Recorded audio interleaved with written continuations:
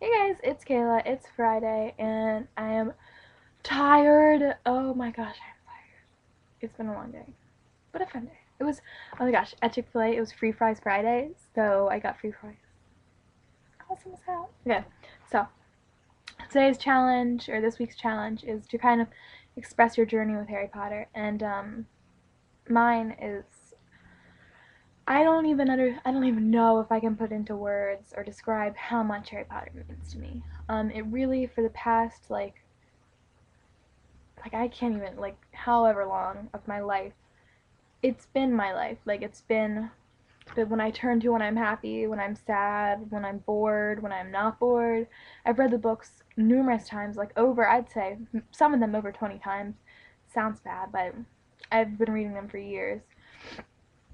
Um, it kind of, when I really, really started to be obsessed with it is it's when it, like, I started to appreciate I started to appreciate them because it taught me to love reading. You know, before that, I never really liked reading.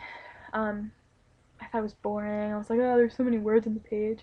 But after reading Harry Potter, it just opened a lot of doors to me.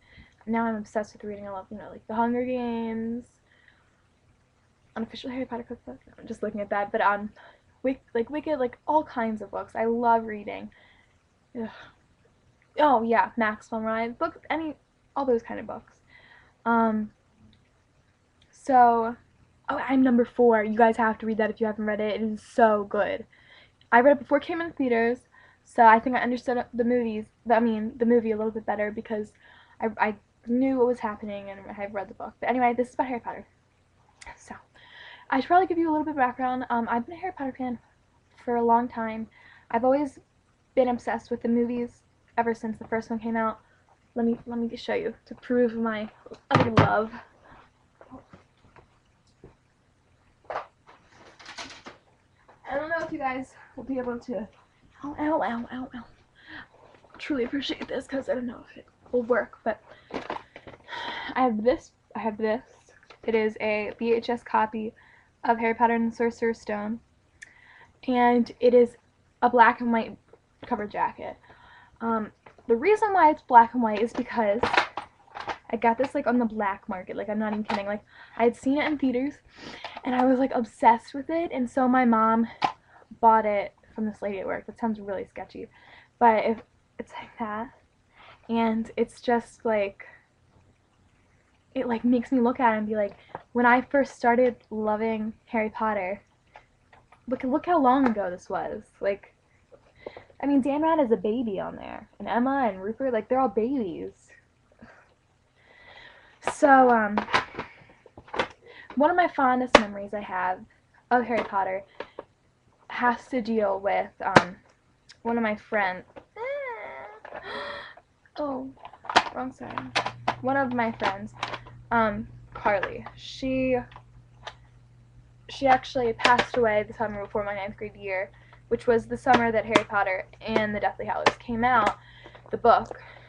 But she was a humongous Harry Potter fan, and she taught me to love the books and not just appreciate the movies. I remember walking around the playground with her in middle school and just discussing Harry Potter for however long recess was, and then during class, that's one of my fondest memories. And then at the 7th book release, I won a contest so that I could win the first book and sword, and there were hundreds of people there. It was a big thing. So, and another one is I remember finishing the 5th book, and it was funny because my mom was like, Kayla, you have to go to bed. It's way too late for you to be reading. And so I was like, okay. And so she pulls the light off, and I bring out my little book light, because it was 11 o'clock, and when I was reading that, I was young, and 11 o'clock was way too late. I like to go to bed at 10 now, so there's no way I should have been up at 11.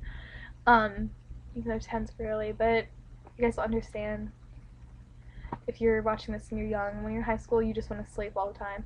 So I remember reading it and finishing it and putting it on my Harry Potter shelf. This is in my old room upstairs, I had a Harry Potter shelf in my closet that was like devoted to Harry Potter. I had like posters, like my calendar, stuffed animals, blankets, like everything, all the books.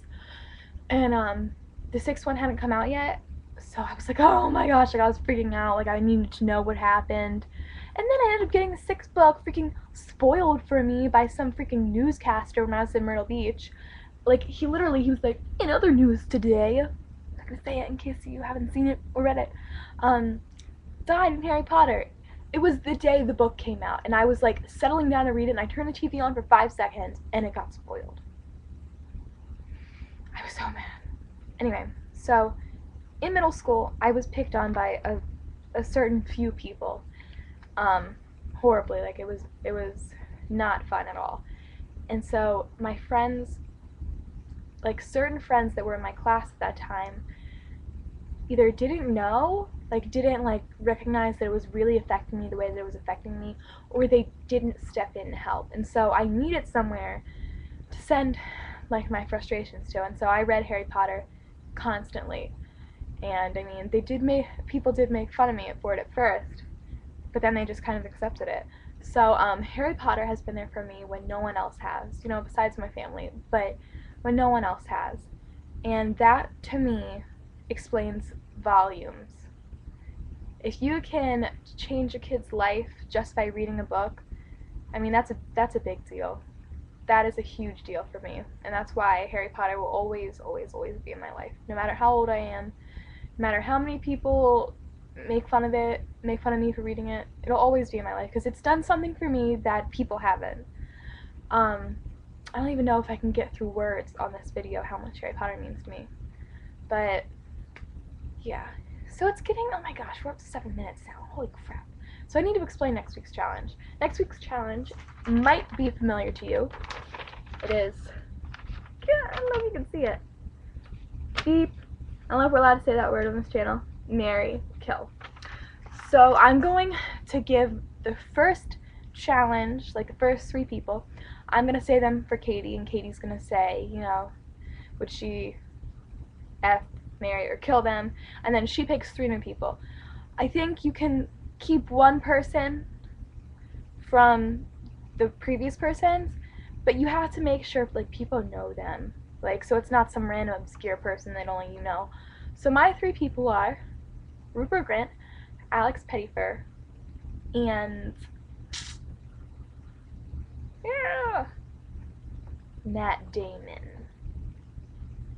Yeah. Ew, my eye is squinty. Okay, so yeah, there you go. Oh, yes. Okay. Bye, guys. See you tomorrow, Katie.